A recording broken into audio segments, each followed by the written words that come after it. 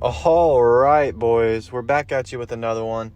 This pod's a little bit different. We didn't do a recap or a preview. We just went into a little bit of a topic of controllable variables and uncontrollable variables, things that affect our training in and outside the gym, how we handle these things, and how we can be the best lifter through these things. At the end, we went through a little segment called On the Podium, and we got to introduce that. That'll be coming back as many times as we want.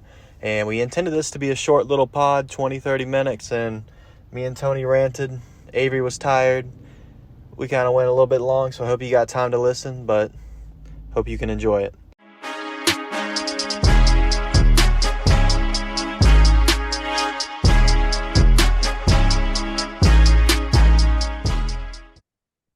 Welcome back, boys. You made it. Podium Talk episode 3. We're going to have a quicker one for you. We're kind of all gassed from a long week. Before we get to our topic, let's just go one by one. One word to describe your week of training. Tony, let's start with you. One word. How was your week of training? Mm. We're getting right into it. Okay, on the spot, let's say my one word is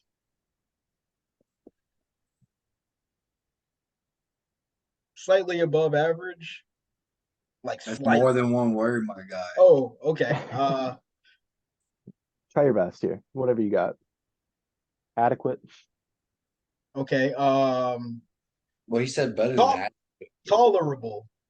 Tolerable. That's I don't know I if from that's from where you were going, but from what we've seen. I know you want a gatekeeper. It's looking pretty decent. How about for you, big man? What you got? mid, but that's what Mm. it's the week two. That's what week twos are for, right? So Yeah, I feel that. For me, I got to think of something real depressing. We'll just go with awful. But none of you would know because I haven't sent any tape.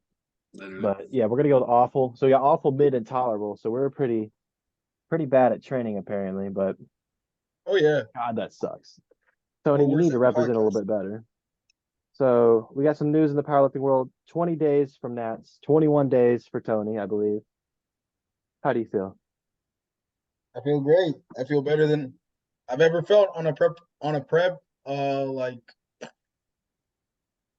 I like I so a big issue with me is my back on when I deadlift really really heavy. But recently I've been able to go heavy like every week, and I don't really have any pain. And my knee has seemed to get a lot better than what it was before. Mhm. So if I can just show up pain free on meet day, I think like the ceiling is gonna be kind of hard to find. I think it's gonna be a lot higher than most people expect. I really hope that Avery trusts me and gives me because I'm gonna trust him. I'm gonna give him the reins on the calls, but I hope he trusts me to execute because I genuinely think I'm gonna put on a show at Nationals. And like I told him before, we're having a solid RPE 7 SPD day at nights just to get on the board, have a good time. That's all we're really aiming to. Oh, Mm. man. This kind of goes for both of y'all. I mean, you're 20 days from the biggest moment in your powerlifting career so far. Ooh, You haven't done nothing this level yet. So as a coach, Avery, you're sending a couple guys. I believe we got three guys, right? that is, yes, three guys. Yeah. So how do you feel Tony, sending three EJ, and three Zerlock. guys? You're sending three guys to the highest level of our federation. How does that make you feel? I mean, it feels good, but I mean, it's really up to the guys. At the end of the day, an athlete's an athlete, and if these three guys were screwing around, I mean, they wouldn't be in the position they were. Look, Mhm. I was about to get super boring, so let me chill. But I mean, yeah. I mean, hopefully they'll be repping your brand, but we'll never know if those will get in or not. I Oh swear, man. We I might get mean, those to I'm you. never getting hey, them. I actually let me read this. Like, I got a text at work today about this. Oh, you So, gonna read it on live? uh, Little context for the listeners. We've been waiting on these teas we for. it's been a lot. It's been a lot going back and forth. These shirts have were supposed to be here a month ago, something along the lines of that. But Too much. my man Ollie had called the shop 4 times. Bro, I mean, he's been pitching a fit about getting the shirts, and at the very at the bottom of it, he's gonna personally make sure I get the 4 shirts I need for nationals, just so I actually have something to go there. And he'll get that shipped out like Monday. So at the very least, if the because he said the last time he called, like they were like not even picking up the phone, like Hmm. he was really having a hard time. So, but at the very least, we're gonna have our shirts ready for nationals, good to go. But Beautiful. So that'll Plenty be of work. good. I'm gonna try to make it out to Nats. If not, I'll be watching from home. But what you let's got to get do? to Take our. a test. I'm a student first because I I love got it. to be able to get a career to make enough money to pay you to then not utilize you and not send you any videos and then tank my training to be the worst 110. It's Now all you have complicated. to go to nationals, bro.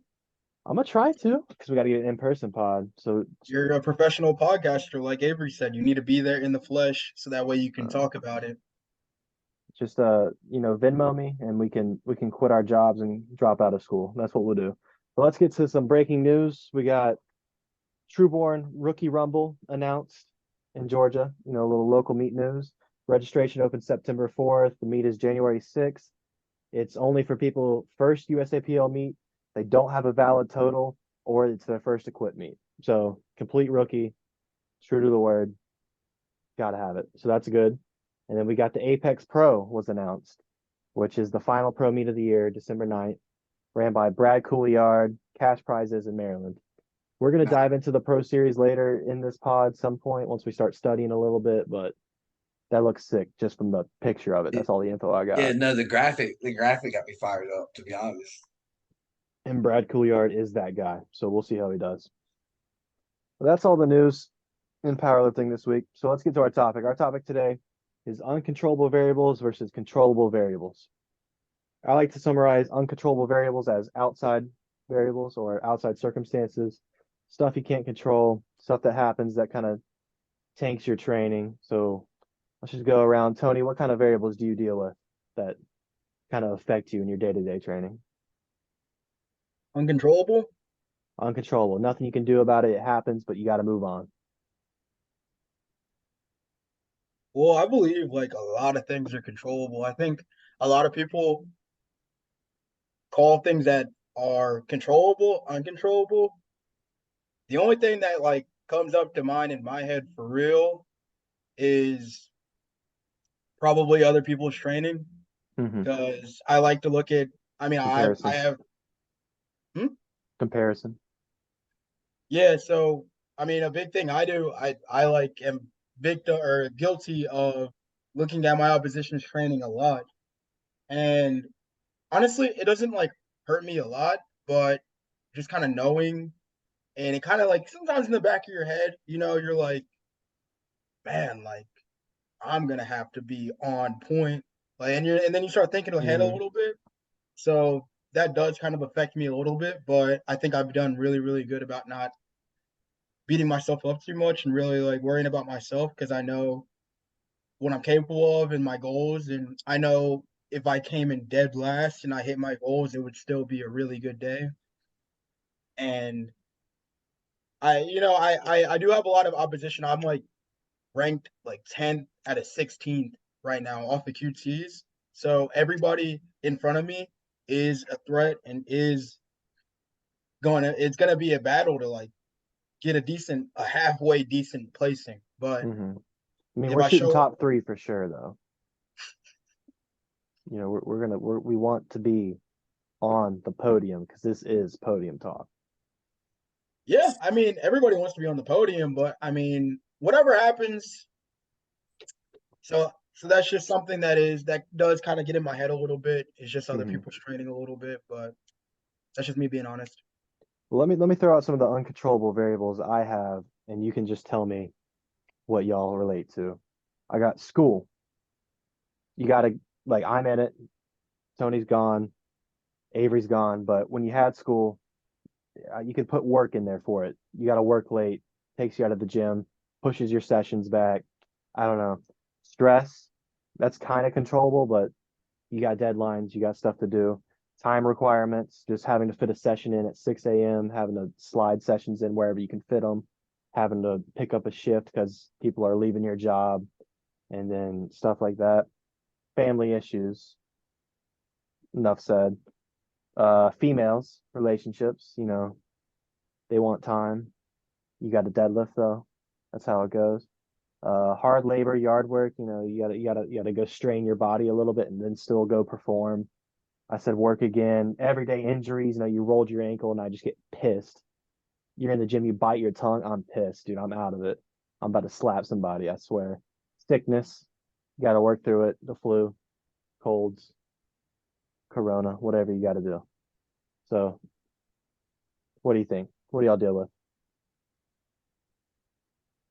No, You I go ahead. mean, for me, the most thing is like on a work schedule. Like, I mean, sometimes you can just get screwed and like it messes up all your food intake for the day. And especially later in the blocks, that'll be the biggest thing that really hits me. Like, just not being able to get my food in at the opportune times because of whatever other people factors that you literally can't control, like people quitting or not coming in when they're supposed to, everything like that.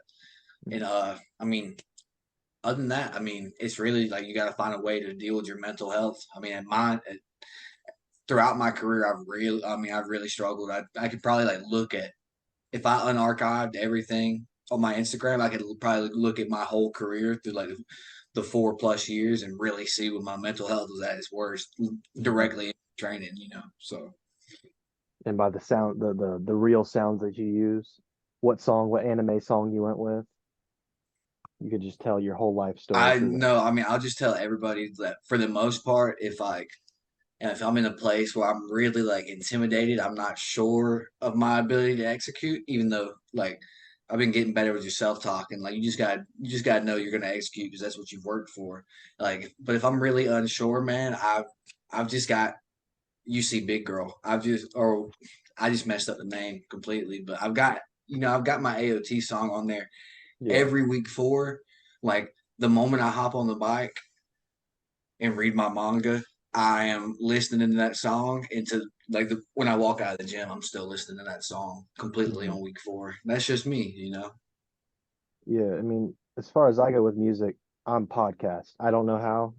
I'm the podcast guy. I am. Dude, I think.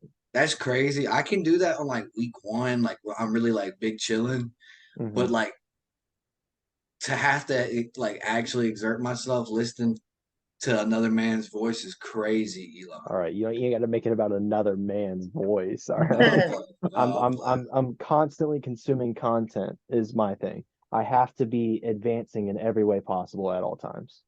I don't know No, why. I'm similar in that, but not with podcasts really. I mean, it can be, but like I mean, you just wait till the Spotify Wrap comes out and you see my hours. Like we're breaking records here. I don't even think a bot could listen to this I many mean, that's podcasts. literally why Steve DeNovi follows you. So Yeah, just because I'm a fanboy. I don't know why. But I don't know. I'm lonely and voices in my head make me not sad. But I mean, I deal with all those I just listed. What since we're back in school, I'm dealing with like just getting pissed off all the time. Like I'm sitting in a class and I'm like, this is stupid. Like I'm out there making money and now I'm sitting listening to this guy paying money to not learn I, anything, no, I you was about know? to say you're Yeah. paying though, And so then you I'm should probably like do it. yeah, and then I'm going to my session. I'm like seeing people from class. I'm like, dude, I just want to get out of here, get out of town. Then you walk into your commercial gym, dude. It's just everything starts ticking, and you're just hoping somebody steps you. Y'all don't know, but You Okay, work wait, so okay, hard. okay, tough guy. all right, Nah, but bro. yeah, I mean, I get it completely because when I was in school, I was the same way. Like I always felt, especially if like for some reason I was in class whenever, I really, really, really wanted to be in the gym. Maybe like all my friends went to the gym, but I had to go to class, or my friends were at like the dining commons eating, and I was missing out because I was in class. It was really, really frustrating. I totally get that, dude. Like mhm. school. No, I mean you miss out on things and that just makes it tough. But I guess it's like tag along with that. My biggest thing I guess would be like you can add in there just like the time commitment of everything in general. Like work on top of training on top of whatever. That's why it's big to have like a period of just like de-escalating. I actually would advise, like, if you can really not, like, just when you get off of work, do not go directly in the gym. Mm-hmm.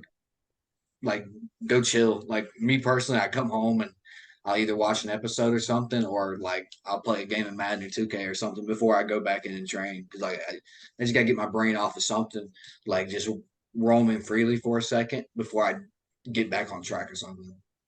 Yeah, that kind of brings me to my next question is like, let's say we all coach somebody here. We all have a guy under us. If your client, athlete, wherever you want to call them, comes to you and asks you, how do I deal with this? Let's just use one example. They're in school, exam week. I sucked exam week last semester. I just completely tanked I think it was week 3. It was brutal. So they come to you, they say they're super stressed, they ain't sleeping because they're studying. What's your advice? How do you manage this if people are dealing with these outside circumstances?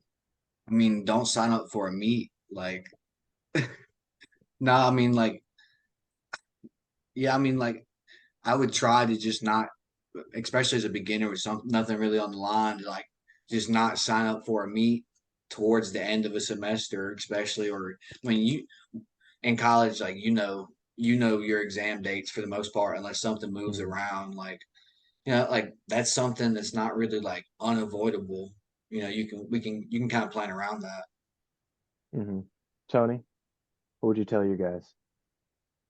So yeah, if yeah, assuming that he's not on a meet prep whenever exam week is going on, if it's tough for them and their recovery's off because they're not sleeping well and they're spending a lot of time in studying and whatnot, I would just be like, hey man, I mean, just go into the gym and do something and try to get through the week best you can. At the end of the day, like, powerlifting is not the most important thing.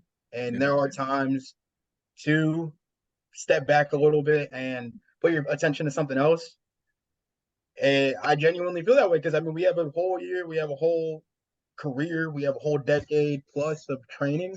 So I think it's not the end of the world of one week. You kind of have to maybe retake what you did last week or just chill out a little bit and just speed through your workouts or maybe switch things around. Such as you, Eli, when you were getting married, I Mm-hmm. was like, yeah, dude, like if it was me, if I was getting married and I got married and then I went on a honeymoon, yeah, I wouldn't train at all. I wouldn't even try to. I wouldn't if I was uh a like a kid in a kid finishing his master's degree or something, having to turn in like a big thesis or whatever, I probably would just sit there and okay, I'm gonna have to go into the gym and train at max 2 hours. And whenever that 2 hour hits, I have to leave. And Sure. you just Yeah, have no, to that's fair. But like, it's also like it's funny. Like, I guess it would be ironic just how many like people in this space are like finishing doctorates or whatever. Like, I feel like there's so many of them. So I mean, like the best. I mean, well, I guess for a person who's something like that, I mean, they're just on top of like managing their time, and that's Mm-hmm. that's the biggest thing is like giving yourself time to do everything that you can. Like, so many people, like no one has like a completely like flawless, like most efficient day. Like at some point you're wasting something over. Mm-hmm. Like there's nothing wrong with like wasting a little bit of time here or there, obviously, because this isn't everything for everybody. But I mean, yeah, like just reassess your schedule. Like, make sacrifices for sure. I mean, I love this stuff, and luckily, I'm fortunate enough to I didn't have to stress too heavily in school, and I'm not stressing too heavily right now. I mean, I do work full time, but in my opinion, it's very easy for me to find time, and I don't do what Avery does, where you go home and because I don't really have to. I mean, maybe if I was an IT guy and I was sitting there like looking at algorithms and like my brain was turned on for 8 hours every day, then maybe I would want to take a little break. But I mean, I have a pretty low stress job. I can change as soon as I'm done and go straight to the gym and feel all right. Sometimes I feel a little bit of, sometimes it does, dampen my workout, but I think mentally, if you sit there and you're like, I'm okay, like I can train, then you're gonna be okay. But if you sit there and you're like, man, I just finished an 8, 10 hour shift, there's no way I can squat heavy today. Uh, then you already lost. You probably aren't gonna have a good workout. So I think it's really Mhm. just how you think about it, how you approach it. Yeah, for sure. And I think for as far as uncontrollable variables go, it's mainly for the head cases that it affects. Like for me, a lot of things like I got married, I'm building a house, I'm in school, I'm working, a lot of things going down. But I kind of handled that better than how I handled like my exams for some reason. I don't know why that week went so bad. Like that week, I was just in the morning, 6 a.m. in the gym, putting in work, got in, got out. It's just like everything was just clicking. And like I might not have been doing my best performances, but we got the work in. And I think the biggest thing to push is longevity over the short term thinking, especially when they're going through, let's say they're getting their master's or they're just going through their first semester of college. Like, just, dude, 2 weeks, you'll be in summer, you'll be on break, you'll be out of the school, you can start progressing. Like, it doesn't matter if you have one bad week. For me, it was like I don't even know how long I've been with Avery, but like 8 bad weeks all the time. Hey, don't say Like that, it's bro. it ain't your fault. No, like off of kind of piggybacking off of what Avery said and what you're saying, Eli, I Hmm. genuinely think whenever you have these big life moments outside of powerlifting happening and you are forced to slow down, whether you just can't progress like you normally do, or you straight up like just can't train as hard and consistently and you can't dial everything in. I do think that everybody needs to like have times throughout the year where they are either like just kind of flatline, like they're not making any progress, or they straight up are like declining. Peaks and valleys. You Hmm. can't always be going up. Like no one can do that. Some people, can go up, flatline. They plateau a little bit, keep going up, and it's cool. But me personally, I mean, I remember when I was in school, my senior year, I PR'd the summer going in on squat, and then all the way until a week out or something like that from state, it took me to PR. It took me like 9 months to PR 6 pounds on my squat, Hmm. and it was what it was. I mean, it sucked, but I just could not get stronger for some reason on that. Now I'm in the summer. I'm not gonna say how much I'm squatting, but let's just say I'm out of that valley now. I'm like, Hmm. there's a big peak there. You're So trending upwards. yeah, exactly. So it's just about looking long term, like you said, being sustainable and focusing on what you can and just getting something in. He actually squatted 300 kilos. Yeah, yeah. For his triples, yeah. Yeah, Um, no, for but sure. like for that, like for me, I seek to be the best at whatever I touch. So in school, I'm trying to do the best I can. At work, I'm trying to climb the company. I want to be essential in every, like this group right here. I want y'all to feel empty when I'm not talking to you. Sorry about it. Everyone I talk with, I want to leave an impact. I'm trying to go through all of this stuff and be a top tier lifter. Just like I'm not going to compare myself to Marcellus, but Marcellus is trying to be the best coach lifter, like with the 500 dots. I want to be a version of that, but with having to work. Like Dan Bell talks about it a lot, just like working in the field. I don't even know what he does. I think he was like I don't know, but working all day, getting your sessions in, whatever, having to deal with all these outside variables, but still succeeding and still being a top tier lifter. So I kind of seek to be that example because I don't see a lot of it. I see a lot of all day lifters, which they work hard too. It's just I want to be the guy who every day working in from my side of the town in the woods can look to. That's dope. Yeah, we need more people like that. I mean, luckily, I feel like most of the strongest guys out there. I mean, if you look at like a John Hack, he Mm-hmm. was like what was he, a chemist or something? Rocket No, okay. scientist type beat. Yeah, no, whatever it He is. was something. Yeah, and I mean, even if you're not the strongest guy in the world, even if you're just kind of lifting, kind of like Ryan Lapidat. I'm pretty sure he's a what is he? He has a job. I forgot what it. he was a journalist. He He was wrote for he a was in magazine. reality TV. He's in reality TV. He was on the world's team. Dude, everywhere. He still Yeah, has a job every now. I forget like what it is. pretty Yeah, he much does. if it's media related, he kind of did it. Yeah. Yeah, he's Yeah, he does excellent. a lot, and he still trains. Like if you go on his Instagram, you see what he's. I don't know how heavy, how strong he is, or whatever, but Hmm. I mean I mean, he's he's not competing anytime soon, but he's still in it.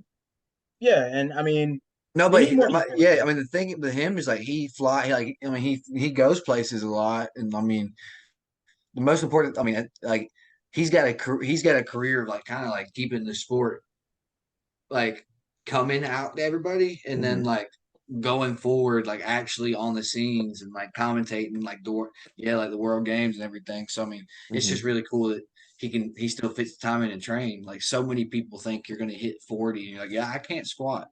I Yeah, can't do it. Yeah. I mean, exactly. So I think that's it's a pretty cold take to say that King of the Lifts is like the most influential media platform of powerlifting right now. Like they repost, and it used to be a bigger thing where everyone would be trying to get them to repost. But I mean, you just want to see some good lifting. You just go to King of the Lift, scroll through, you find your favorite lifters. I mean it's ESPN. Yeah, Yeah. I mean, it's the highest yeah for level. sure. I mean, I don't know if it means as much as it first did because it's kind of diluted now because it's a whole bunch of variety of lifters with a variety of weight classes. A lot of people make it Well, onto but it, he's but still really good about like I feel like knowing the database like of like mhm, when people are tagging him, he's like, no, like dude, this is good, but like it's really not that good. Like I can't yeah, repost it. It's like like having those standards. Like I never see him post something that's stupid. I would say there's a few. I think I see him post a few YOLO lifts that are kind of like it's not too or like soft lockouts or stuff like that. But most of it's all impressive. Like he has good standards. I don't know if he still runs it alone. I doubt it because it's huge, but I know Yeah, he does the majority of it still. But yeah, now I'll let's probably get into the opposite of what we're talking about. Let's talk about controllable variables. So let's go to Tony. What variables do you control? It can be recovery, nutrition, sleep. What do you track? What do you implement in your life to put you on this next level? I I want to say I control Nothing. in some way, in some fashion. I'm not gonna say I'm a perfect guy at all by any Hmm. means, because like if I was, I'd probably be a lot better off. And I haven't been doing this long because in college I was not what I am now. I feel like I've done a lot better over the summer, but I want to say I control just about almost everything there is to control. Hmm. I want to say in some fashion. Like, don't get me wrong, I'm not, taking ice baths every day or for or example, like he's not saying he like he even counts his food, but he knows the intake is where it's supposed to be, And he eats like yeah, clean. and I'm tracking my body weight, so I know I'm just intuitively I'm thinking about it when I'm training, when I'm benching. I'm like, Hmm. okay, I need to eat more. Okay, I can kind of live with what I'm on right now. So I want to say, yeah, I definitely I'm cooking meat 3 times a week at least. Hmm. I'm bringing lunch to work. I'm never like, oh man, I forgot to eat today. Like that's never been me. I'm a hungry guy, so I'm always eating. I always everywhere I go, I carry around a gallon, so I'm always hydrated. Uh, I I train. I've been better about training on the day I'm supposed to, whatever Hmm. lift it is. Last week I messed up a little bit because I was in like Atlanta or whatever, so went ahead and combined 2 days at Marietta Hmm. Barbell because I wanted to bench there. But but for like the first three blocks, bro thought we'd train on the days we want to. yeah, That's yeah. wild. So, That's but not too crazy. badly. It would just be Uh, like no, I'm a joking. yeah, it'd be a few things. So I've been on top of the programming and the training and stuff. I've what else? Yeah, sleeping. I mean, I sleep at least 7 hours a Hmm. night. I have to, or I'm gonna be super tired. And yeah, so I think as far as controllables go, Hmm. I'm Well, let me ask you because I know you leaving this one out, but you mentioned earlier your back and your knee. So what recovery variables do you control? Because I know you sleep and eat good to help you recover, but as far as just procedures you do to help you get in the gym and still hit your numbers. so what I'll do. Where is it? Oh, here it is. I ice my knee like every single day. I ice my knee every day, and I don't know how. I know there's like back and forth with the whole icing thing. It Hmm. works for me. So I ice That's my all knee that every day. matters. Yeah, I ice my back every time I deadlift, and I go in and I stretch like at least 5 times a day, or not 5 times a Mm. day. Whoa, 5 times a week. So after if I'm squatting or deadlifting on the day, I'm stretching at the end of that Mm. workout. Or if I'm squatting or deadlifting the next day, I'm stretching the day prior. Hmm. So I'm usually stretching like 5 times or 6 times a week. Yeah. And I used to do, I do like cardio. I do a couple exercises, like I'll do backwards walks on the Hmm. treadmill a lot, and just a And you few. Instagram live your agility ladder. Yeah, exactly. Yup. That's how you're supposed to work. That's how you're supposed to warm up. If Hmm. people don't know, you're supposed to warm up like a football player in the middle of the gym for High everybody to see knees you. and sprints and backflips, Yeah, yeah. Sprints before you do anything. squatting Yeah. and deadlifting, just to get the blood flowing and energy going and stuff. Yeah. So how many Squat University videos do you watch a week? A lot of them pop up on my feed. I'm not gonna lie, but I mean, I don't do any Bro, of it's you can't get away from them, bro. Like, I, the. I'll just go on YouTube, like trying to like watch like a Steve Denovi, a David Wilson video, and Mm. I could type in their names, and it's still gonna be Squat U popping up. Yeah. Like it's disgusting. Like you Well, can't get away from it. I'm 50-50 on Squat U in my opinion. Like a lot of it's useful, but most of it's redundant. And it's not, I mean, for athletes, it's a little bit more useful. No, I'm not even saying it's like stupid or anything. I had a college professor and like I was like powerlifting already. He was like, "Yeah, bro, like we were doing like squat U protocols about like he was Mm. like, "Yeah, man, like he was like you really shouldn't be like even squatting the weight that you do is your body." He was just telling me I didn't pass some test obviously. Hmm. Like I mean, bro, like we'll be okay, man. Like And I feel like So it's my more useful for rehabilitation and prehabilitation than for everyday stuff. It's to target your specific problems, which is what I use it for. But I really don't. The videos are kind of whack. yeah. His books are better. His books are better. I'll say that. But as far as you go, tap Avery, in. what kind of variables you got? I Ignoring mean, Tony's I've comment. gotten better about most of my stuff. I mean, my food. I mean, I'm 10 pounds heavier, so I from state, so I can't say I haven't ate more. But no, I mean, earlier in my career, I really had a problem with sleeping, but like I haven't been tested for it or anything. But my little brother has. I know my parents had. I mean, we've struggled with insomnia. Like at one point, I was really like sleeping like 2 hours a night. Hmm. I, like during my second or third year of my career. So I mean that impacted me heavy, but I'm sleeping a lot better. My food's a lot better. I drink water pretty consistently. So I mean, That's a great comment. I drink water pretty consistently. yeah, bro. I mean, I'm Just Not not. hopped on on not when he's creatine. handling at a Fresh meet on Oh creatine. no! If y'all see me at a meet, someone please hand me a food or beverage because I am struggling. Almost every single meet I've went to, I'm literally like passing out on the way home. The light, like the sun's dim, like everything's turning out, bro. It's terrible. Hmm. Yeah, no, it's actually sad. Like Avery's like, yeah, bro, I didn't bring a water bottle. Like, No, like, actually, actually at the I guess 2022 Atlanta Open when Brian was competing, I spotted and loaded there, and it was in a CrossFit facility up there, bro. It was so hot, I literally sweat off a layer of skin like completely across my Mm. body, That's and brutal. and you like do people were like. actually. And like they were giving the spotters and loaders like water bottles of water and stuff, but like I would have to switch with a dude because like people were like, "Yeah, dude, like you don't look okay."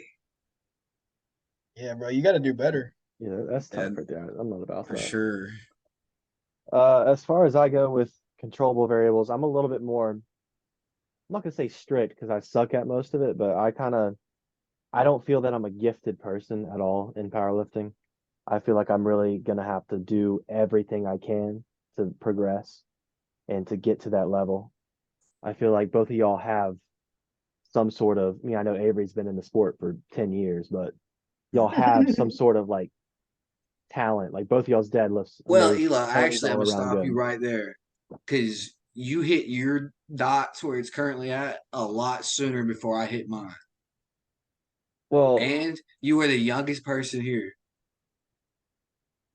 So stop talking like that. But I get I'm the mature. gist of what you know. The gist of what you were going Hmm. on with. I really appreciate. Yeah. Yeah, yeah. But so like I around the wedding I struggled, but track food, I try to get well, I mess with my sleep because I used to be 8 hours. I told Avery a while ago. I started messing with 6.5 hours and trying to like cut it down and trying to keep it consistent and quality, like no lights, no everything. That was actually money training when I was at 6.5 hours. I'm not gonna lie to you. So we might go back to that soon. My recovery, like Tony, stretch 5 times a week. I try to hit certain spots on certain days, but I'm not that into it yet. No, I mean, not to interrupt you, but I think I've actually got to get better on my like rest days of actually doing some kind of active recovery because I don't for real, bro. Yeah, and your RDLs might start to touch the It'll turn ground. out I'll have to work, and I'm like, I don't want to just go in this gym just to stretch and stuff. Like, Yeah, it's tough for sure. That's why I mean to have a little space to go to, like I really don't like going to the gym just to stretch or to walk. Yeah. So I I'll try to walk find somewhere. outside in my apartment, and then after that little walk, I'll come in and I'll stretch before I yeah, like Hmm. well, stretch. this is actually my whole room right here, this box. So This I don't box, really have room for you're that. trapped. Well, soon when you and Tony act on some plans and start running things up somewhere, if that happens in the future. Hmm. But Get a yoga mat. Bro, get a put that yoga knife mat. down. Bro, Just lay Tony on my always butter eating knife. and throwing a knife around. But yeah, I mean, I track food, but I also track macros. I track my recovery, my sleep. There's some things I still want to get better at, but like I said, I'm in the mindset of as many things as I can say that's not a variable. Many of these circumstances I can cross out, the more comfortable I feel progressing. No, literally, just don't give yourself an excuse to make an excuse. Yeah, That's which I all it is. which I'm Well pretty. said. I want to say I have a lot of excuses, but I kind of just accept that I'm garbage most of the time. But one thing I want to get into is there's tracking things and there's kind of doing your due diligence, and then there's overkill. So I'm gonna prompt you all on some levels here. So let's say you got a beginner lifter, touched the bar in high school, maybe not power lifted, but football training. He comes to you, you're his coach now. What are you telling him variables to control? Go to Avery first. Uh, just train consistently. Don't Mm-hmm. literally not go to the gym, and you can't expect to make progress when you're not going consistently. Mm-hmm. And then don't try to change your technique every time you go into the gym, or like very few like changes should be made throughout a block anyway. Mm-hmm. And they gotta be So subtle changes. especially as a beginner, just go in there and do the same thing time in, time out. Mm-hmm. That's a good one. Whew. Any input, Tony? You look like you're deep in thought. I would say right off the bat, I'm telling them eat a lot, drink a lot of water. That's simple. I have sessions per week, trying to get the same amount of consistency of sessions per week. But beginner lifter, eat more, train more, drink more water. Nice and easy. That'll give them a Yeah. good start. So now let's say that same beginner, 6 months down the road, hitting a little bit of plateaus. He's like, what can I control to get me to that next level? What are we implementing now? He's becoming an intermediate lifter. We're on the next level. What else can we control? Uh, you can you can come at training with a lot more intent. Like, yeah, you just got to know that things can be done in this sport, but like you Mm-hmm. got to go do it, and you got to you got to get at it with a plan of attack. You can't just be throwing things at the board. You can't walk into Mm-hmm. the gym one week and do a 3x10 on bench, and come in the next week do a 3 by whatever. You Mm-hmm. got to have a plan of attack. So Yeah. And I kind of put the same down. I said session duration and focus, coming in with more intent, having a schedule. That was the biggest transition for most people I talked to is like from coming into the gym with nothing written down and then coming to the gym with something that you slowly progress through 4 weeks, just a basic block progression. And that just flips everyone upside down. It's like a whole new world of training. And then I put recovery times at this level. You can start, I'm feeling toasted, then let's take a day off here. Let's have this be my rest day. I put eat quality food. So instead of eat a lot, we're now doing the Tony way. We're gonna eat good food. We're gonna cook. We don't have to go all the way Tony way, but start eating food. This Not is that I say this crazy. is yeah, I say this is the level you start looking at equipment. Might get a new pair of shoes, might get a pair of wrist wraps, developing into that level. A new one for Avery. You're gonna start taking creatine. It's simple, it's bro, I cheap. mean, It could work, it could not. Some people it doesn't have as big of an effect. Some it does. It's a placebo nonetheless. Just something else to put in there. And last one I said get sleep. bro, Gotta you get more threw like sleep. everything out there. You need to give Tony a chance, bro. Tony don't want a No, chance. Tony's over there tired, eating. no, You gotta I'm go not to even bed. eating. I have something to say.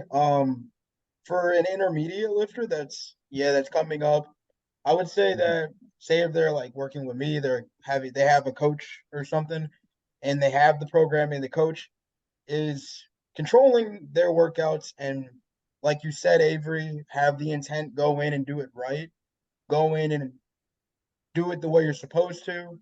Hit your given RPEs, attack your accessories, like do everything you can in the gym. And then say if you're plateaued, you're stalled out. I really do think that something that really helped me just getting into the gym, period, not even powerlifting, was kind of going on. I think that the internet is a really like powerful tool for anybody that's doing anything. If you go on and just do a little bit of your own research and find a couple guys that you either strive to kind of look like or Mhm. be as strong as, or you like their knowledge, you find a certain coach that gives out a lot of good information, you like their technique, that's a huge one. That was something I did. I feel like I'm very good at like what I see I can replicate, like learning from looking kind of. I mean, that's the type of learning, yeah. So Yeah, so I think that's genuinely like how I got my deadlift. I would like see somebody do this and I would go, okay, let me try it. And if it didn't work, it didn't work. But if it worked, Mhm. I kept doing it. And you kind of just have to trial and error when you're at that intermediate part. So when you hit that Mhm. little, when you losing that newbie gain, you're losing that. You have to like this is when you have to go on your own, go out of your way, Yeah. go that extra mile. You can't depend on a coach. You got to do it yourself. You got to go eat right, like Eli said, get your sleep Mhm. in.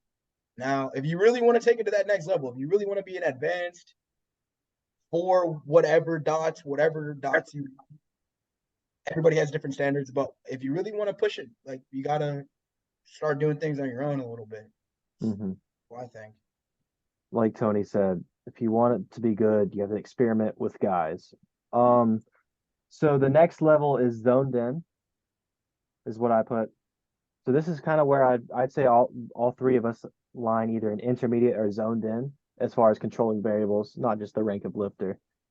But I have session spacing, kind of like not just putting your sessions wherever, lifting when we want to, but like per day, try to train at the same time so you have that optimal recovery time. I got recovery as routine, throwing an ice pack on your back or your knee. Beautiful example, Tony. I track my macros. You don't necessarily ever have to do that, but I always recommend it almost instantly when someone wants to, because you get a new lifter. Avery has some experience in this. You get a lifter, first thing they want to talk to you about is their weight. They always want to be smaller. They always want to either get bigger, be smaller. They want to look different. No one's happy with where they are, obviously. You always want to get better. But that's just everyone's in their head about these huge changes in weight. So I mean, y'all can interrupt me at any time. And the last one I had for this one is just quality sleep. Like I said, I try to turn the lights off for a while, try to not look at my phone, and try to just clock out, get into deep sleep. Anything else y'all throw in this category? I I mean, I think honestly, this is just where you got to start to give yourself time. Like time is the biggest thing here. Grace, Mm-hmm. like so many the people who are the best in their weight classes for the most part have been doing it for 5 plus 10 even years, like you just got to give yourself time because no one becomes an elite amazing Mm-hmm. inspiring lifter out of nowhere. Like Mm-hmm. yeah, and it kind of goes along with like this is like and tampering expectations. Like I believe great things can be done in the sport, but Mm-hmm. and for each individual that's different things. But like you can only the 1%, like the elites, like there's a specific point where you become an elite lifter, whatever dots that is. I know for years it was like 450. It was like you're for the most part you're a national lifter. Mm-hmm. That was the standard. But like the true elites, the 1% are even they're elite within that elite tier. They're Mm-hmm. they're S plus. You know what I'm saying? Yeah. Like so you guys just give yourself time, and who knows how high you can ascend. Like Mm-hmm. I Yeah, that's started another. I I started to wander off, but I got back. That was beautiful. no, that's great, Avery. I mean, for the guys that are like Eli called them zoned in. Yeah, the time is huge, man. I mean, there's a lot of athletes that we all know that just want it now, and Mm-hmm. it is nice to get that like progress, like to see it, like you're going crazy. But I mean, at the end of the day, we all have our strengths and weaknesses. I know my weakness is definitely bench press, but in my head, I'm like, yo, I have 10 years to Mm-hmm. by the time I get my bench to X, my deadlift and squat are gonna be X, and I'm gonna be where I Yeah, want to be. Like, I know And for sure. just about the bench press, because Tony's not the only person out there struggling with it. I am, me but too. like me and Eli have told him time and time again, there are a lot better lifters than you, no offense, who struggle with the bench press. It's just the reality of the sport. Mm-hmm. Especially for the Like smaller guys, it's kind of yeah, just a standard of some of them don't have the chest. even the heavier guys. How many Mm-hmm. times do you go to I mean, of course, a local meet, but to a Yeah, meet and the heavy guys are not benching what Sean Noriega can. yeah, and I'm seeing that a lot more in like the 120 pluses, the 125 pluses. It's just like they have amazing squat and deads, and then their benches below y'all's. I'm like, how? No, I mean, like I told Tony earlier this week, I mean, it was like you're kind of either blessed with it, you're Mm-hmm. pretty good with it right off the bat, or you're perennially working your way towards Yeah, a solid bench. Like, it's what it is, man.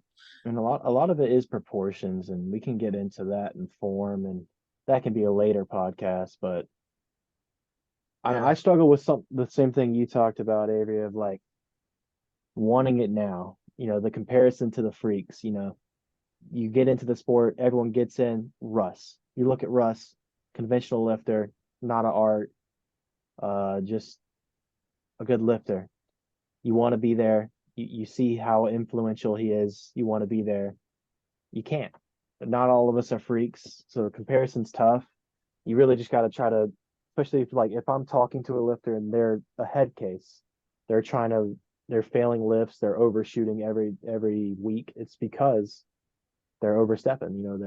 Yeah, They're and thinking too far in the future.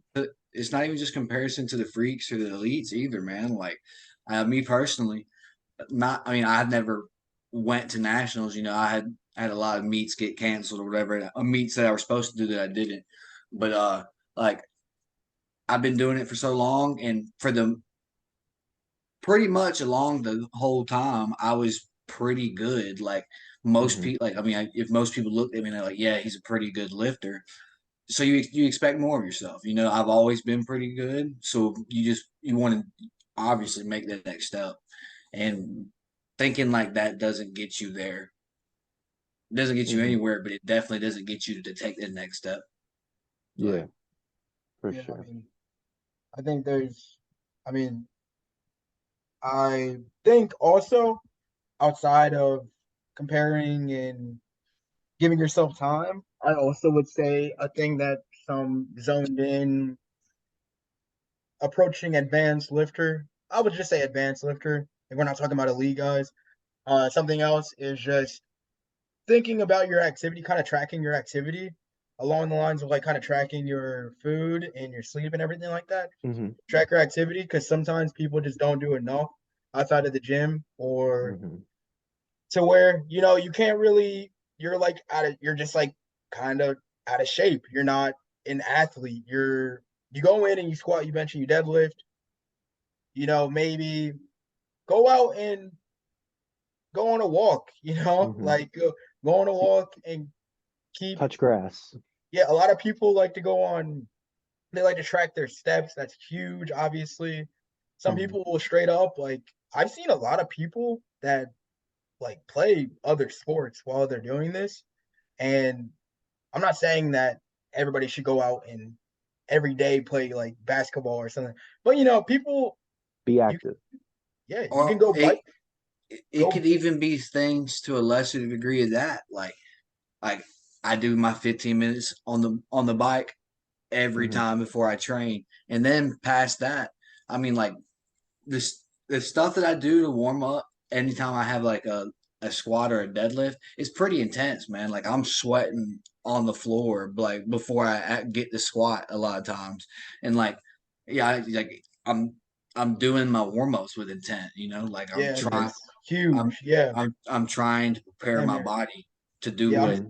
it needs to ta- do.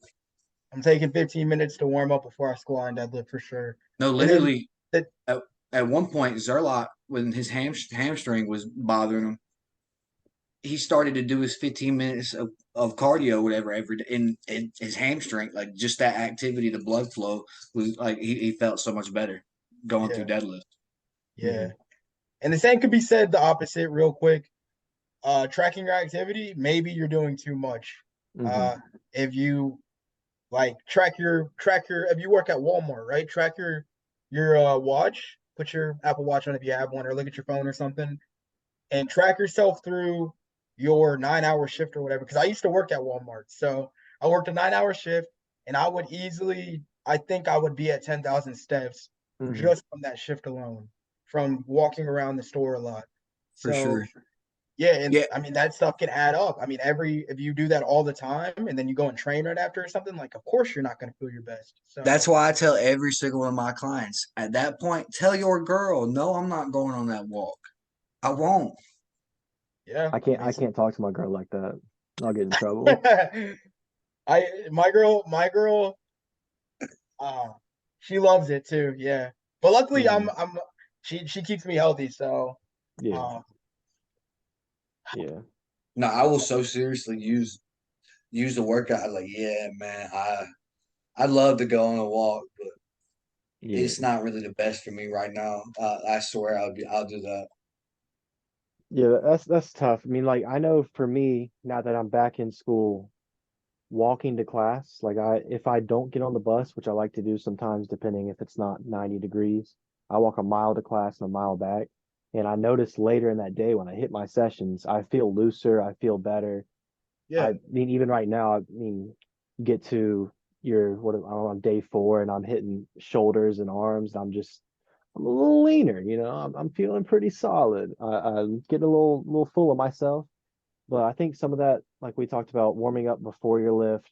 Um, I would say pushing your accessories, not necessarily in weight, but in frequency, like not waiting 10 minutes between everything, actually working up a sweat while you hit your accessories. And I think we could do a whole podcast based on intent alone, yeah, just like hitting everything with intent and being focused. And that'll be a good for sure. episode.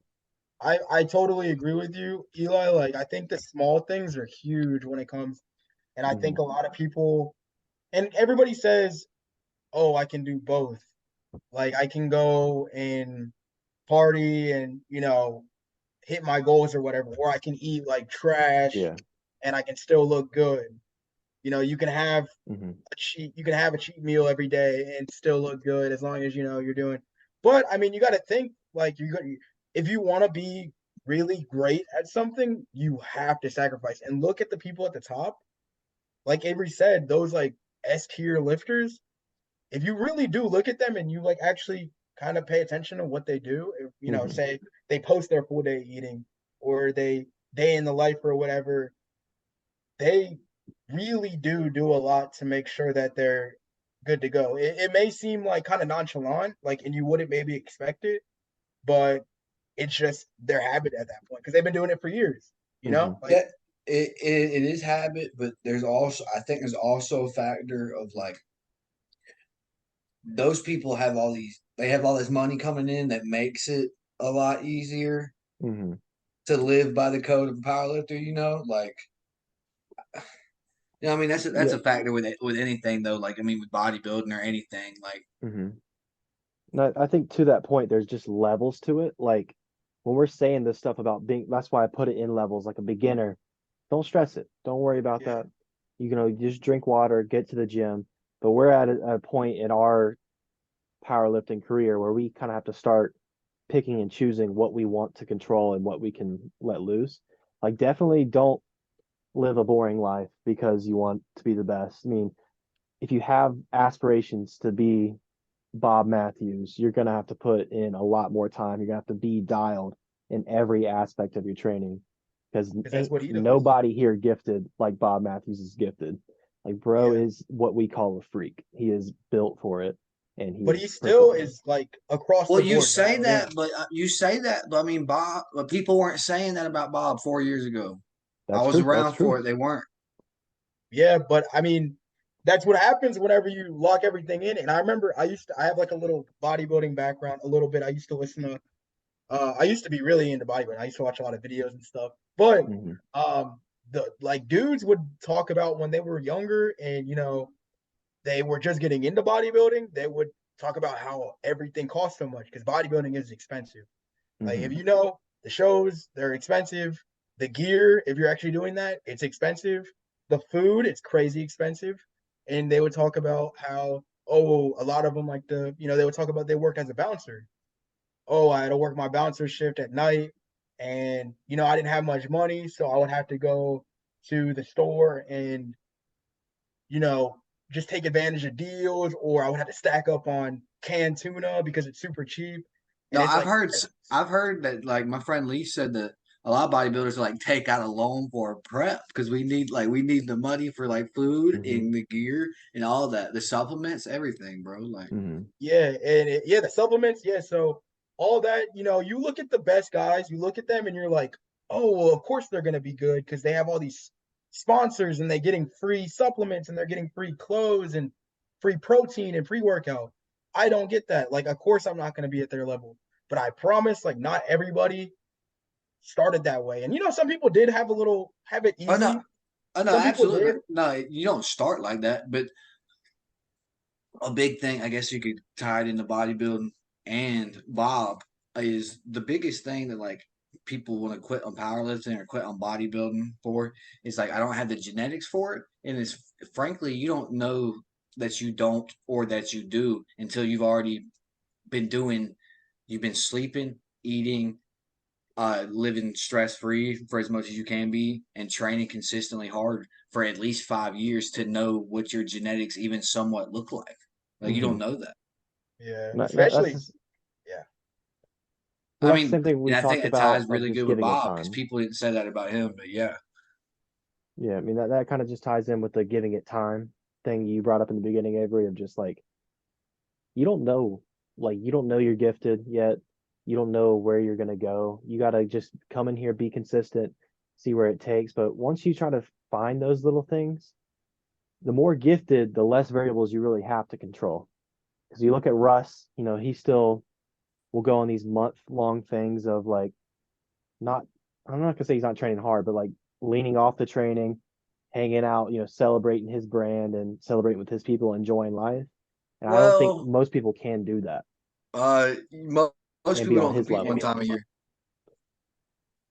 there's some outside circumstances going. I mean, he's moving more towards the media side than the actual lifting side. Yeah, no, but I'm just saying in that aspect, like Russ doesn't have to lock in like everybody else Hmm. does if you simply don't compete as frequently. I think that's the one of the biggest thing that varies across the space is like how going out or how kind of like let's just use drinking or like drinking and not drinking, how it affects your training. Like me personally, 4 years sober, I feel good, but I'm not like telling people you have to be sober to train well. Like, no, you can balance, but there's a certain amount that you're taking yourself out of this now. Like if you're waking up and you're having bad sessions because you're just dehydrated from a night out and you don't even know where you slept, you're like, all right, this is definitely Yeah, for affecting sure. me. It also matters how much aspiration you have in the sport. Like someone who wants to go to the highest level probably isn't in college throwing these huge things, being in a frat. They're going to be more zoned if you have those aspirations to the highest level. Yeah, for sure. I think I totally agree with that because I mean, when I was my last year, I was in school and I was drinking more and stuff. And I remember, I had this injury pop up, and I was like, oh man, like my little like my pelvic, like my SI joint was.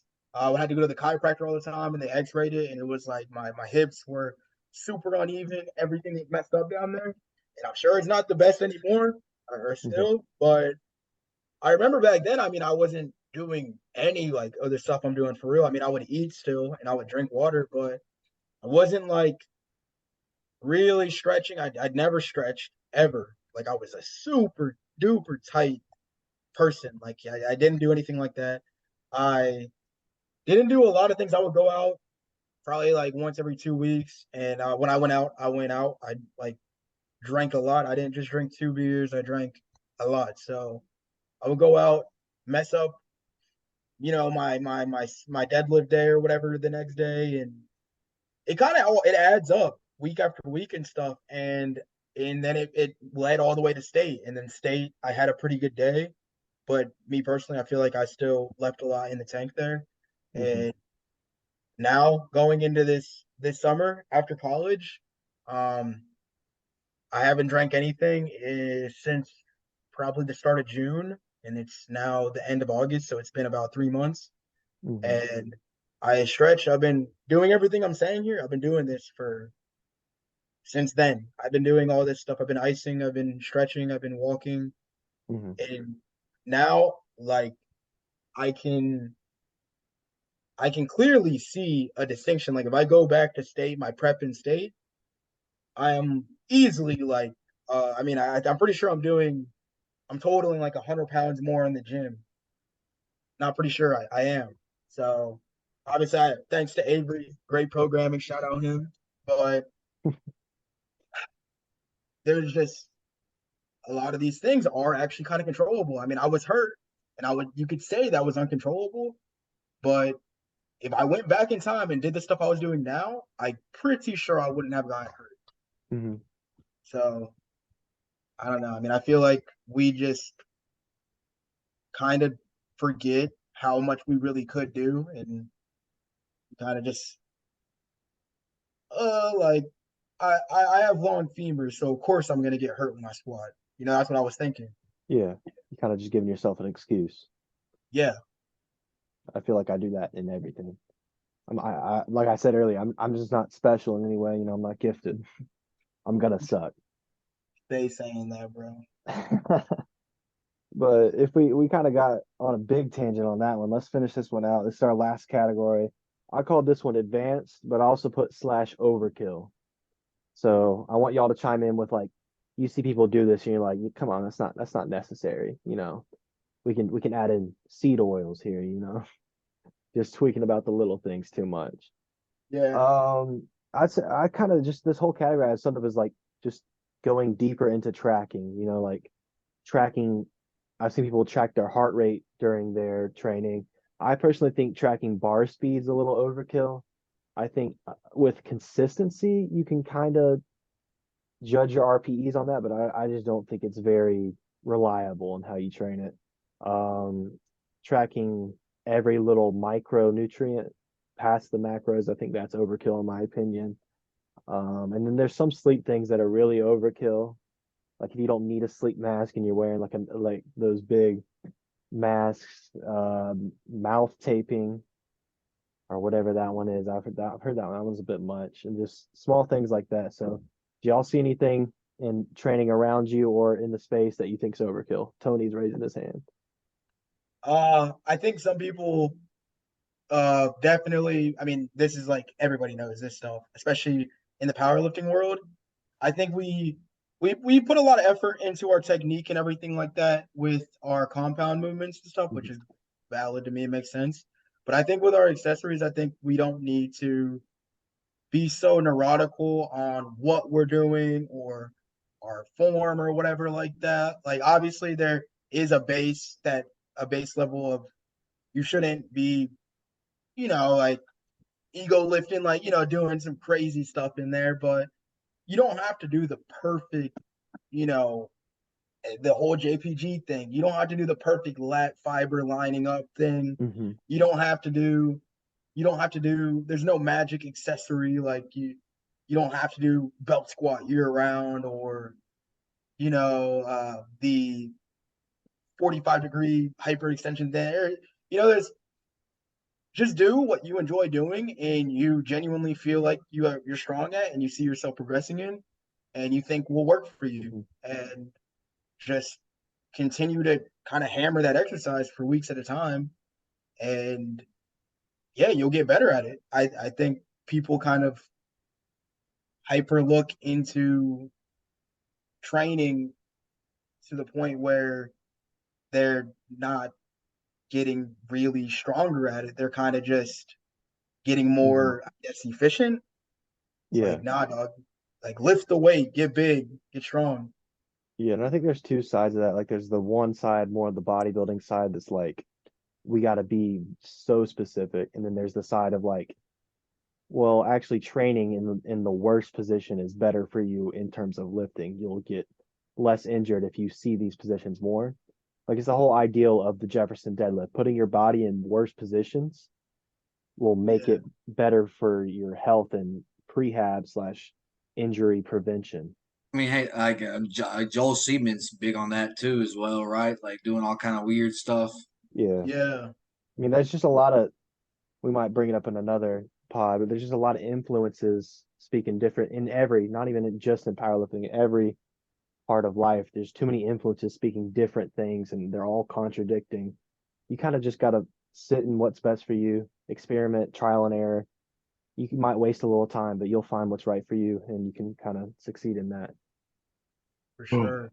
I mean, What do you that's how I think's feel about the overkill, whole Avery? the whole conjugate thing, man. We don't, all right. Conjugate can be a different pod. I can explain it thoroughly if we need. Man, I have opinions. I started it. So it's like we wouldn't be where we are in powerlifting without conjugate. I think it's outdated now, but I think it was a very base ground level for programming nowadays. I'm gonna draw some graphs. I'm gonna bring you some graphs, Tony. All right. Okay, You sweet. opened up a box here. Avery, what do you see in the space? It's kind of overkill. I mean, I think y'all pretty much covered it. Like Mm-hmm. being over, like just being too much, like overly ornery about training. Mm-hmm. Like if your seven was a 7.5, like it's not the biggest deal, man. Okay, bro. Right there, bro. Okay, bro. Like, yeah, a half, explain it. Half an RPE. It's a sliding scale, bro. It's a giveaway. That's the margin of error is No, but half I an mean, no, RPE. Well, like if I'm supposed to do a 7 and my coach tells me it's a 7.5, I'm not That's gonna be not happy. It's a little bit too no. heavy. I'm on no, meet but prep. I I'm mean, but locked in. no, That's but pocketed. get over that. In general, Mm-hmm. like yeah, I mean, it's just like there's a fine line between like being aware of what you're doing and what's going on in training and like just being way too cautious. Like Mm-hmm. Yeah, I mean, I feel like if we, because there's again, this part has different levels of overkill. So if we go back to the beginner lifter, a coach is not necessary. And as one legit coach and two coaches, that's weird to say because you're like, bring it on. Come to me, pay me my money. I need rent, whatever. But not necessary when you first get into sport to get a coach. Experiment AI programs, go to Rondell's thing, Strength Studios, find different places to Go to learn. liftvault.com Liftvault.com, whatever that is, I don't know. But and or then the if you go to lifting vault, intermediate whatever level, the lifting vault, whatever it is, bro. They've got like a million programs on there. Like, yeah. I mean, there's just so many things, even free. Steve has like 5 free programs. David Wilson has free programs. So paying a coach is not necessary. And in some cases, it is overkill for like a kid leaving high school who's never touched powerlifting, just finding out about the sport, wanting to get into it, and they're also broke. It's not necessary. You got money, it's a great investment into yourself. Like even for me, that transition of not coaching myself to going to Avery, it took a lot of trust, and it was like I kept pushing Avery. It's like no after stays, no a month later, and eventually one day we're like, all right, next week, let's go. It was just like that, which I knew I'd eventually land here, but I kind of just was stuck on like I need to be better at this, but I didn't realize that having that coach client relationship would then get me more prepared to give that coach client relationship. So it's kind of necessary when you get to that level. And then the other one that's in my head is hiring a diet coach in powerlifting. Advanced level, you can for sure. I would ah, say even higher level, intermediate, zoned in, maybe. But that's sometimes overkill to me. I see a lot of people that are like that's not necessary. I mean, it's not. I feel like one like if you're paying for a diet coach, it's like yeah for performance, but also to like look sick probably. Like so, I mean, Yeah, yeah. it's probably worth it. So I think it's I think it's worth it. Yeah, if you're trying to become like if you're trying to go to the next level and you're advanced and you're trying to go, I'm not gonna lie. I think some point next year I'm probably gonna look into that and see if that's something I would like to tackle. But I do see a lot of people locally that have dietitians, and for Hmm. one, you would never be able to guess because okay, I don't know. I just didn't. Doesn't seem like you care I about stuff threw like that. I threw But no heat in this episode, and now Tony's about to start calling people out. I'm That's all not I'm gonna say. dropping names or anything, but I'm sure we can all think of Hmm. somebody. So, I mean, I do think that I think there's self education there. I think that's important with nutrition and with training as well. I think time alone to yourself and doing your own research, following a program, Hmm. things like that. I think that's important before you go into that, just so you can kind of, have a base level of, so you're not just randomly walking into, because there's a lot of bad coaches out there. There's a lot of bad dietitians, I bet. So you're not just walking into something crazy and you get finessed. But uh, Hmm. I do, I do think that it can be overkill with a lot of Newer yeah lifters. beginners. Yeah, you don't need a whole nutritionist. Just go online and look Yeah. at just. There's so much you can learn from just watching YouTube. Like Hmm. it's so easy. Go do your cardio, and put on a full day of eating from somebody you want to look like, and you'll learn so much. Like, you'll Hmm. see what they eat, with their portions. They literally weigh their portions for you. They talk about how they cook it, things Yeah. like that. So I I don't agree. know. I think that's a more elegant way of the blunt way I put it. That's I feel so strongly about these. Same thing with coaching at first because I'm a student of the game of everything I do. I want to look better. I got to study nutrition. I dive like I already got some books right now I'm reading to go through. There's just little paths that I feel like even like getting into the coaching game now, people skip the paths that I feel like are prerequisites. Like you should study before you jump into coaching. Also another topic we could get into later, but there's certain things that you can do to prepare yourself better for the next level.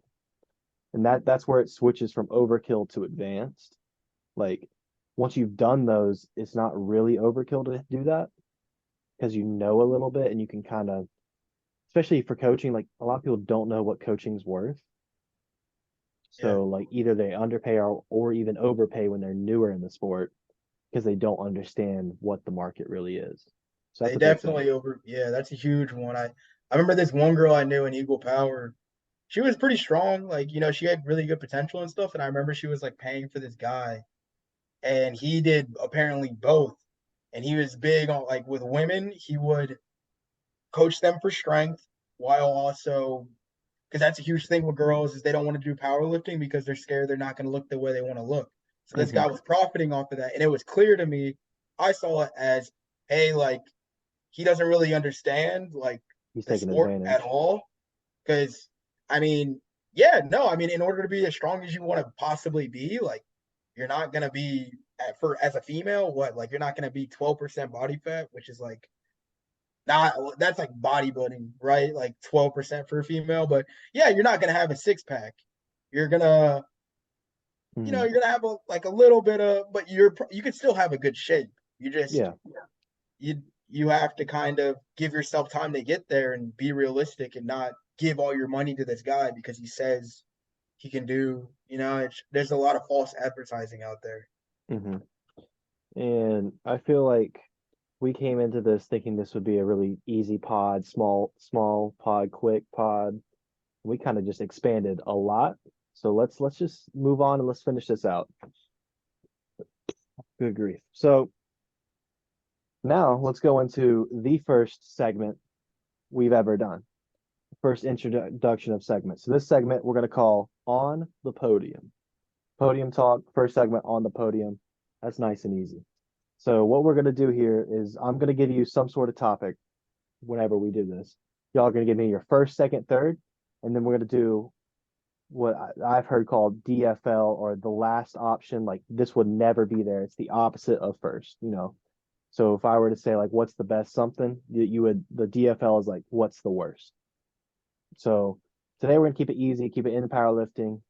You know, this is pretty easy to think of. We're just gonna do favorite lifters to follow. You know, just watch their training on Instagram and YouTube content. Stay out of anything controversial. And for the worst, let's just try to keep it on the higher end so we don't upset anybody. So what I can give you mine first to give you an example. I got Angelo on top, Sean Noriega. I got the shorts on too. You can't see him. David Wilson. Those are my podium. Angelo, two white lights. Love it. I'm a podcast guy from the beginning. Sean, he does a lot of the same things, like being a coach and a lifter. Seeing that is very relatable. David Wilson, coach, lifter, content. Love to see it. Very relatable. Those are my guys. And we'll save the last for later. I'll let y'all give me your podiums and we'll all do our lasts. So who wants to go first? Avery, I you guess. go. Yeah. All right. I mean, it's gonna be Sean. It's gonna be Sean at first. Second is gonna be his second's gonna be Gavin, and third's gonna be Angelo. Mm. I was expecting those three. I thought Angelo would be a little I don't higher. know. I mean, You yeah, breaking my actually, heart. I'll change it. Yeah, I'll change it. I lied. You I'll lied. go. I'll go Sean, Angelo, Gavin. That's more the USAPL bias also. If Gavin was over here competing more often, not getting robbed by the jury, hitting those records, it would be a lot easier to Oh, put him higher. Angelo's just so funny. And it's just so much you can consume. Like his Instagram's like so like sarcastic. It's hilarious. I love it. Honorable mention, Nick Manders. I knew someone would throw that out there. Tony, what you got? These are power lifters. The top three we think people should follow. Like top three content you enjoy watching, Oh, okay. or like just them in general. You could just be powerlifters in general, your favorite three powerlifters.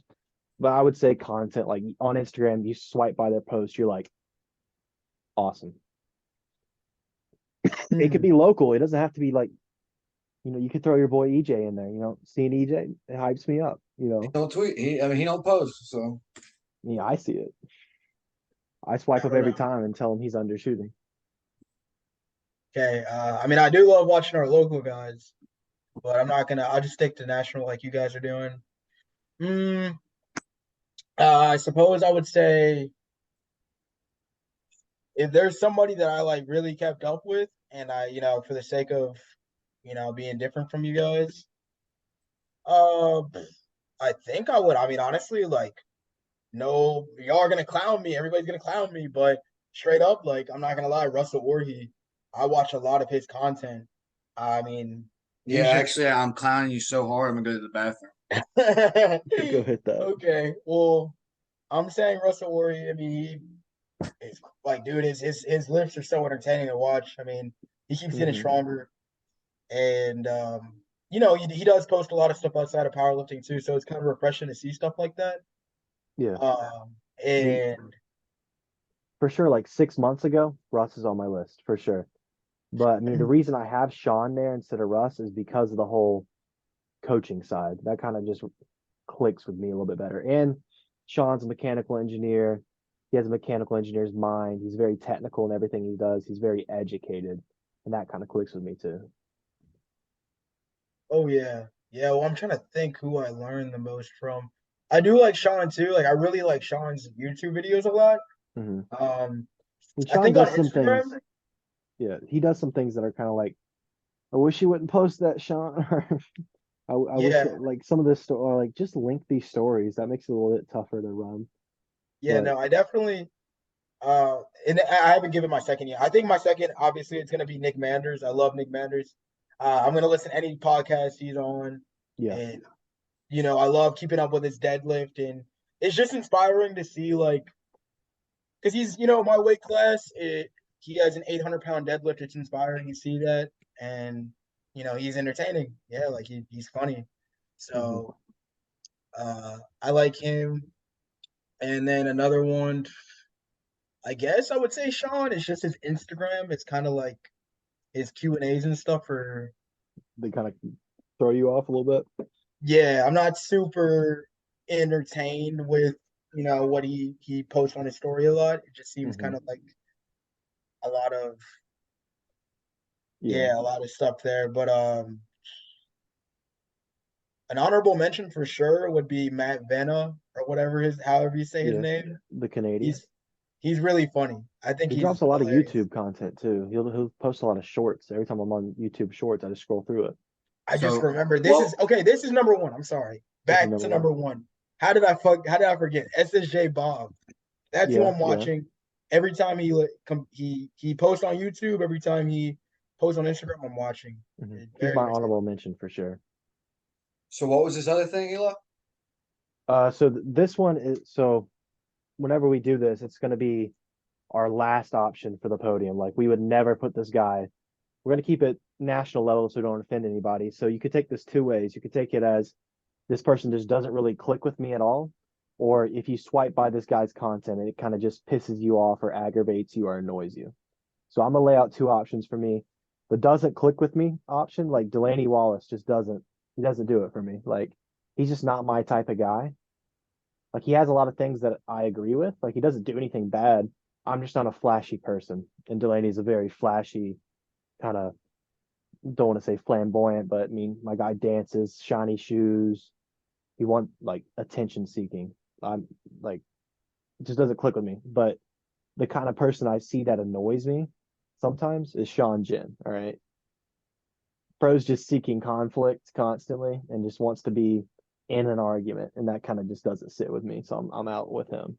So those two are my last options to ever put on my podium. So however you want to process that, go. Yeah, I mean, right now for me it's Sean Jen and Alex Sidor. I don't know. I just don't. I've just never There's really liked Alex's. yeah, they I don't don't know, click. character. I guess. Yeah. Just what he It's like portrays is just not appealing. one day we actually blow up. We blow up as a podcast, and then these guys come back to this podcast, and they're gonna have to I'm, So sit. be it. he's probably the nicest guy ever, but Well, I mean, we haven't said anything that's false, like yeah, about either of Okay, these guys. I don't like Tony Henson. So I'm sure a lot of people would say that. Yeah, I if they that's really what they knew all you, they tell me would. actually. No, for sure. I think I have the most haters in this call right now. In this call, for sure, for Nah, sure. but Well, you'd have more haters if you actually like posted anything. So which direction are you going, Tony? Guy that I don't like, huh? I'm not a negative guy like that. I'm not gonna Me, lie. me and Avery had it like that. We were like, yeah, for sure. No, bro loves to say he's a hater, and I'm not a negative guy like that. Got two sides to him.